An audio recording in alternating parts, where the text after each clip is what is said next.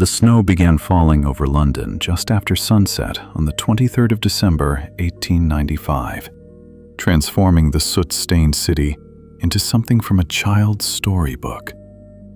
By 9 o'clock that evening, when Inspector Lestrade arrived at Baker Street with an expression that mixed urgency and bewilderment, the streets lay under 6 inches of pristine white, save for one terrible exception that had brought him to our door. Before I continue with this remarkable case, please subscribe to Detective Sherlock if you haven't already. Your support allows us to keep bringing these mysteries to you. Now, let us proceed. Holmes had been working on a chemical experiment involving the crystallization of various compounds, appropriate given the weather, when Mrs. Hudson announced our visitor.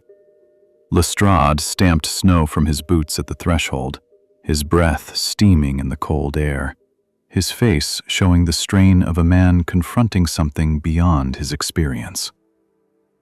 "Mr. Holmes, Dr. Watson," he began without preamble. "I've just come from the most extraordinary crime scene in my 20 years at the Yard. A murder has been committed in Kensington, in the garden of Sir Reginald Blackwood's residence. The victim is Sir Reginald himself, found in the fresh snow approximately 2 hours ago by his daughter. But here's what defies explanation. The snow around the body is stained deep red, crimson like fresh blood, yet the victim has no visible wounds. More disturbing still, there are no footprints approaching or leaving the body, except for Miss Blackwood's when she discovered him. It's as if he materialized in the middle of his own garden and died there without anyone, including himself, walking there." Holmes set aside his experiment immediately, his gray eyes sharpening with interest. Crimson snow with no apparent blood source and no footprints. Yes, that is sufficiently remarkable. What time was the body discovered? At 7:15 this evening. Miss Blackwood, Catherine is her name, 24 years old, had been out at a charitable function. She returned home to find the house dark and her father absent. Thinking he might have gone for his customary evening walk in the garden despite the snow, she went to look for him. She found him lying in the center of the main lawn, the snow all around him stained that terrible red color. She screamed, the servants came running, and they sent immediately for the police. "The household?" Holmes asked, already reaching for his coat. Sir Reginald was a widower. The household consists of Miss Blackwood, a housekeeper named Mrs. Pemberton, a butler named Graves, a cook, and 2 maids. All claim to have been inside the house since the snow began. None heard anything unusual. None saw Sir Reginald go outside. And Sir Reginald's profession, habits, enemies? "He was a chemist," Lestrade said. "Made his fortune manufacturing pharmaceutical compounds. Retired from active business 5 years ago, but maintained a private laboratory in his home. No known enemies, respected in his field, generous to charities. By all accounts, a good man." "A chemist," Holmes repeated thoughtfully. "That may prove significant. Come, Watson, bring your medical bag. I suspect we shall need your professional opinion on certain matters. Lestrade, your hansom is waiting." The journey to Kensington took us through streets transformed by the continuing snowfall. London's usual nocturnal cacophony was muffled, the gas lamps creating pools of soft light in the white landscape.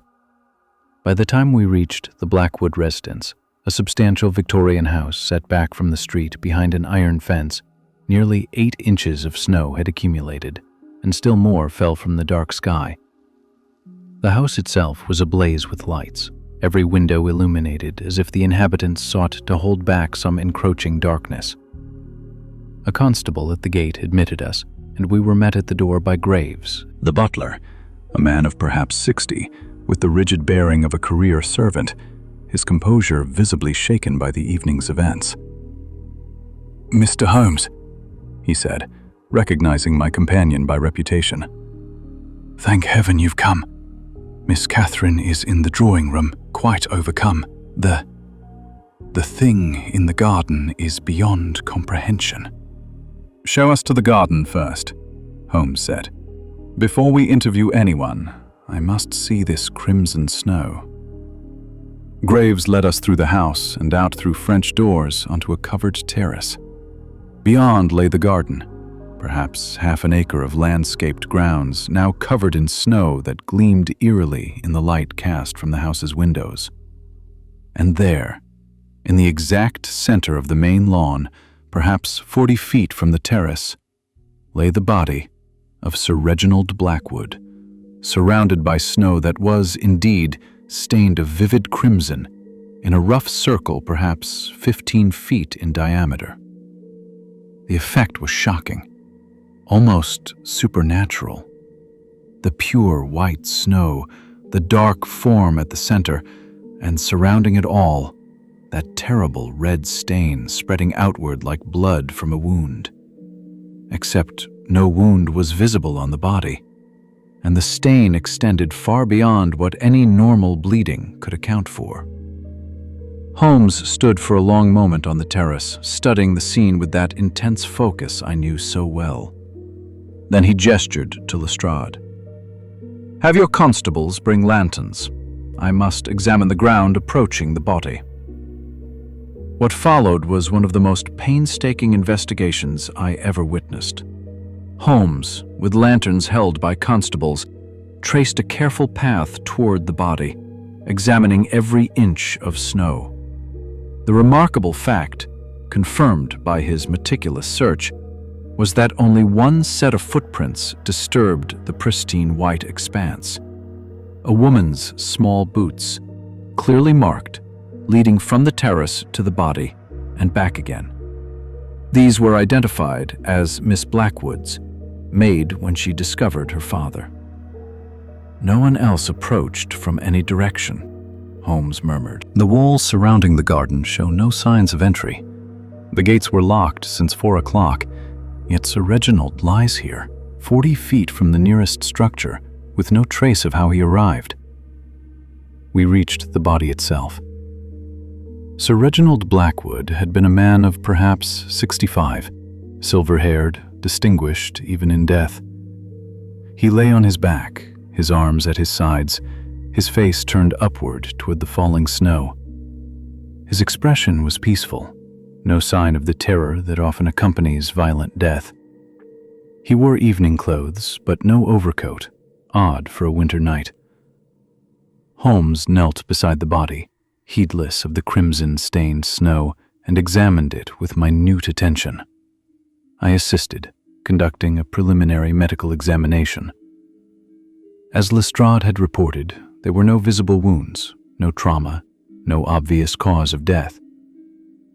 "The crimson staining on the snow," I said, touching it carefully with a gloved hand and bringing a sample to my nose. "It's not blood, Holmes. The color is right, but the consistency is wrong. And there's a chemical odor, something metallic mixed with something organic." "Precisely, Watson," Holmes said with satisfaction. He was examining the snow itself, collecting samples in small vials he'd brought. "This stain is chemical in origin, not biological. And note its distribution, perfectly circular, radiating from the body as center. That suggests a single point source rather than splatter or spillage." He rose and examined the body's clothing, particularly the pockets and hands. In the right coat pocket, he found a small glass vial, empty but showing traces of a crimson powder. He held it up to the light. "I believe, gentlemen, we have found the source of our mystery, at least in part. This vial contained a compound that, when exposed to moisture such as snow, creates this dramatic red staining. Sir Reginald either brought it with him deliberately or had it on his person unknowingly, but that still leaves the questions of how he got here and what killed him." We returned to the house, and Holmes requested to see both Miss Blackwood and Sir Reginald's private laboratory. Catherine Blackwood received us in the drawing room, a composed young woman with dark hair and intelligent eyes, currently red from weeping, but maintaining admirable self-control. "Mr. Holmes," she said, rising as we entered. "Inspector Lestrade said you would help us understand what happened to my father. I can tell you little beyond what I've already reported. I found him in the garden, surrounded by that horrible red snow. He was already cold to the touch. I ran for help, but there was nothing anyone could do." "Miss Blackwood," Holmes said gently, "I must ask you some questions that may seem strange, but please answer with complete honesty. Did your father have any reason to go into the garden tonight? Any experiment or observation he might have wished to conduct?" She hesitated. "My father was troubled lately. He had been working on something in his laboratory that seemed to distress him. 3 days ago, he received a letter that upset him greatly, though he wouldn't tell me its contents. Since then, he'd been distracted, absent-minded. This evening, I left for my charitable meeting at 6 o'clock. My father was in his laboratory then. I assumed he would remain there or retire to his study. I never imagined he would go outside in such weather." "The letter he received, do you know who sent it?" "It bore no return address. My father read it at breakfast, went quite pale, and left the table without finishing his meal. I asked if something was wrong, but he said only that the past had caught up with him and that he needed to think." Holmes's expression grew thoughtful. "I must see this laboratory, with your permission." Sir Reginald's laboratory occupied a converted conservatory at the rear of the house. It was a chemist's paradise. Benches covered with glassware, shelves lined with labeled bottles, gas burners, scales, microscopes, and the organized chaos of active research. Holmes moved through the space with the confidence of someone at home among such equipment, examining everything while touching nothing. On the main workbench, he found what he was seeking: a leather-bound notebook, open to recent entries. Holmes read silently for several minutes, his face growing increasingly grave.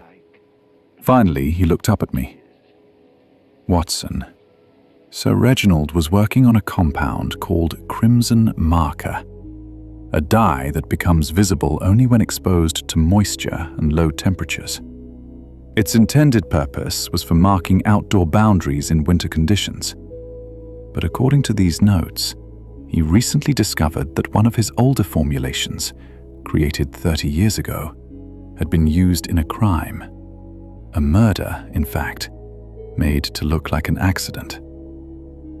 He flipped back through the notebook to earlier pages, some yellowed with age. "Here.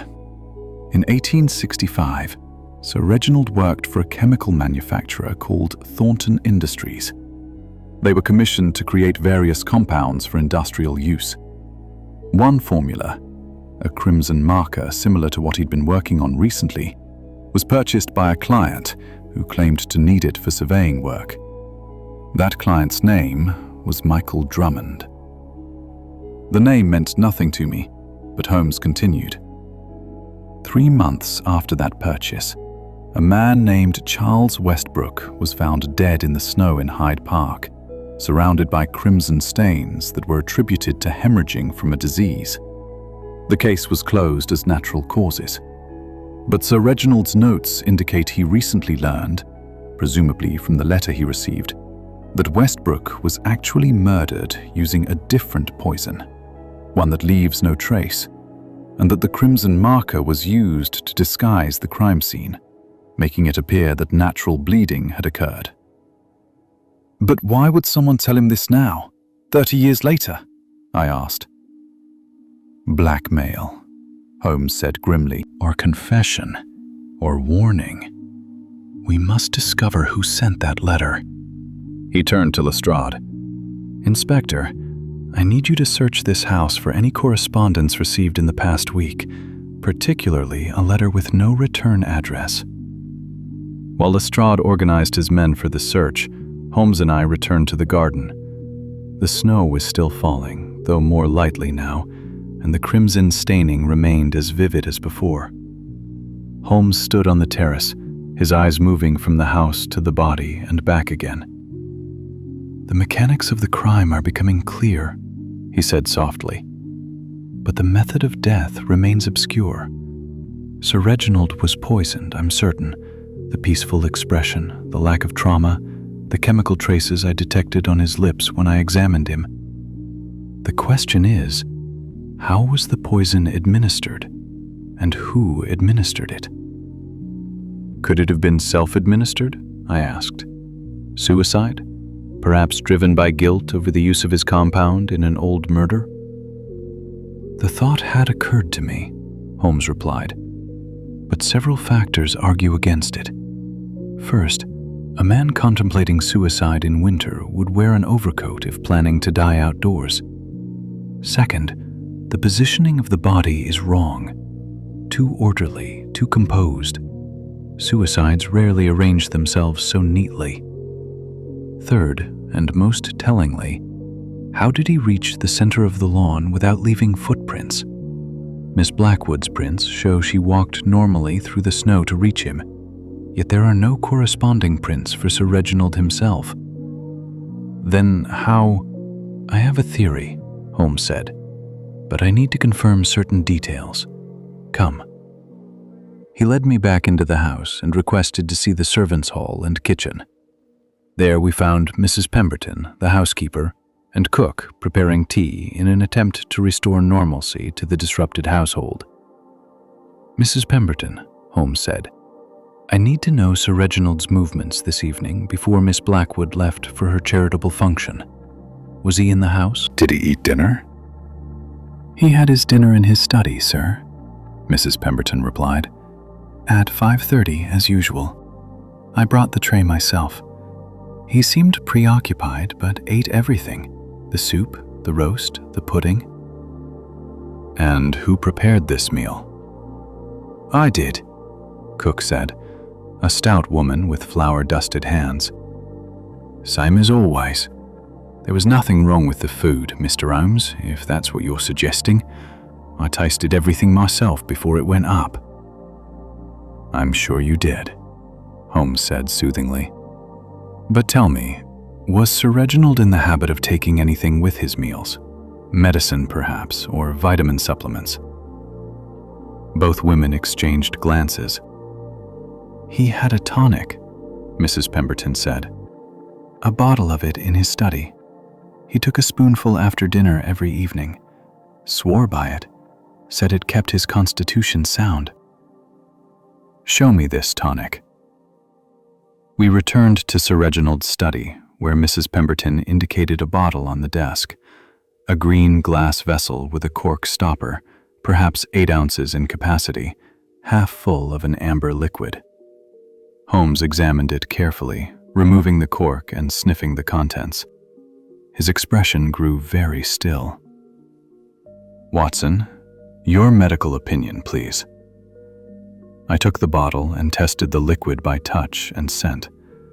The smell was familiar. Bitter almonds, partially masked by honey and herbs. My blood ran cold. "Holmes, this is almond tonic. But there's something else here. A secondary compound. Something that would react with stomach acid," Holmes finished, "creating a delayed poisoning effect. The victim would feel nothing for perhaps an hour or more, then collapse suddenly as the poison reached its full potency. And the clever murderer ensures that the victim is found in conditions that disguise the poison's presence, in this case, surrounded by crimson snow that suggests natural hemorrhaging." "But the footprints," Lestrade objected, having rejoined us. "How did Sir Reginald get to the center of the lawn with no footprints?" Holmes's eyes gleamed with that particular light that indicated he had solved the puzzle. "He didn't walk there, Inspector. He was carried." But there are no footprints of anyone carrying him. Because the carrying occurred before the snow began falling in earnest, Holmes explained. Consider the timing. Miss Blackwood left at 6 o'clock. Sir Reginald had dinner at 5:30, including the poisoned tonic. The snow began falling at 6:30, but didn't accumulate significantly until after 7. The murderer struck during that narrow window, between 6, when Miss Blackwood departed, and 7, when the snow began to cover the ground. Sir Reginald, feeling the effects of the poison, was either lured or carried into the garden and positioned in that spot. The murderer then scattered the crimson marker compound around him and retreated before the snow accumulated enough to show footprints. By the time Miss Blackwood returned at 7:15, 8 inches of new snow had fallen, covering all evidence of the murderer's approach and departure, leaving only the body and the crimson stain visible. "But who?" Lestrade demanded. "Who had both motive and opportunity?" "Someone who knew about the 1865 murder," Holmes said. "Someone who knew Sir Reginald had recently learned the truth about how his compound was used. Someone who feared exposure and decided to silence him using a similar method. Death in crimson snow, seemingly from natural causes." He turned suddenly to Graves, the butler, who had been standing silently in the doorway. "Mr. Graves, how long have you served Sir Reginald?" 35 years, sir," Graves replied. "I came to him as a young man." "And before that, where did you work?" Graves's composure, which had been admirably maintained throughout the evening's horrors, finally cracked. I was in service at various houses." "Nothing remarkable." "One of those houses," Holmes pressed, "belonged to Michael Drummond, did it not? The man who purchased the crimson marker in 1865? Graves went pale. "I don't recall." "You recall perfectly," Holmes said, his voice sharp now. "You were Drummond's manservant. You knew he had murdered Charles Westbrook, probably witnessed it. Perhaps you even assisted. When Drummond died last month, I shall verify this with Scotland Yard shortly, you feared his papers might reveal the old crime. You sent an anonymous letter to Sir Reginald telling him his compound had been used in a murder, intending to frighten him into destroying his records. But Sir Reginald instead began investigating, making notes, preparing to go to the authorities. You couldn't allow that. You poisoned his tonic this afternoon, waited until Miss Blackwood departed, then carried your unconscious master into the garden. You scattered the crimson marker compound around him, compound you had stolen from his laboratory, and retreated before the snow became heavy. You calculated that he would be found in crimson snow, just like Westbrook, and that investigators would assume some natural hemorrhaging. You nearly succeeded." Graves stood frozen, his face a mask of conflicting emotions. Then, slowly, his shoulders sagged. "Michael Drummond was my brother," he said quietly. "Half-brother, actually. Same mother, different fathers. He killed Westbrook in a gambling debt dispute, used Sir Reginald's compound to disguise it. I helped him. I was young, foolish, terrified of being implicated. When Michael died last month, I thought it was finally over. But then I found letters among his effects, letters detailing the crime, mentioning Sir Reginald by name. I knew if they were discovered, they would ruin me. I tried to frighten Sir Reginald into silence, but when I realized he intended to go to the police, he looked up, his eyes hollow. I never wanted to harm him. He was a good master, but I couldn't let my brother's crime destroy me after all these years." The arrest of Graves occurred quietly, without drama. He went with Lestrade's men almost gratefully, as if the burden of his decades-old secret and his new crime had become too heavy to carry any longer. The poisoned tonic was seized as evidence, along with Sir Reginald's laboratory notes and the remnants of the crimson marker compound. Catherine Blackwood, devastated by the revelation that her father's trusted servant had murdered him, nonetheless thanked Holmes with dignity for uncovering the truth. "At least now I understand," she said. "That has to be worth something." The trial occurred in February. Graves confessed fully, providing details of both the 1865 murder of Charles Westbrook and his own killing of Sir Reginald Blackwood. He was convicted and sentenced to death, though the sentence was later commuted to life imprisonment due to his age and his cooperation with authorities. His testimony led to the exhumation of Charles Westbrook's body and confirmation that he had indeed been poisoned, not died of disease as the original investigation had concluded. Some weeks after the case concluded, as Holmes and I sat before our fire at Baker Street while snow fell once more outside, I remarked on the peculiar nature of the crime. "The crimson snow was brilliantly conceived," I said. "It served both to disguise the method of death and to create a sense of supernatural horror that discouraged close examination." Holmes nodded, his long fingers steepled beneath his chin. "It demonstrates the principle that the most effective deceptions contain an element of truth. There was real crimson staining on real snow, a genuine physical phenomenon. But its cause was not what witnesses assumed. The human mind, confronted with something shocking, often accepts the first plausible explanation rather than investigating further. Graves counted on that, just as his brother had 30 years earlier. And Sir Reginald, he suspected the truth about the old murder, but never suspected his own servant? That, Holmes said, is perhaps the saddest element of the case. Sir Reginald knew his compound had been misused in 1865. His notes show he was working backwards, trying to identify the purchaser and the victim. He never imagined that the murderer's accomplice had been serving him faithfully for 3 decades, waiting for his past to catch up with him. Trust, Watson, is both our greatest strength and our greatest vulnerability.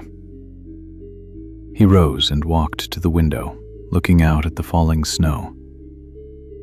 Every winter, London is transformed by snow. The ugly becomes beautiful, the harsh becomes soft. But underneath, the city remains what it always was: brick and stone and human drama. The crimson snow of Kensington was a similar illusion, beautiful in its way, terrible in its implications, but ultimately just another human crime wearing nature's disguise. "Will the case be remembered, do you think?" I asked. "It will be forgotten," Holmes said with certainty. "A winter's sensation replaced by spring's scandals.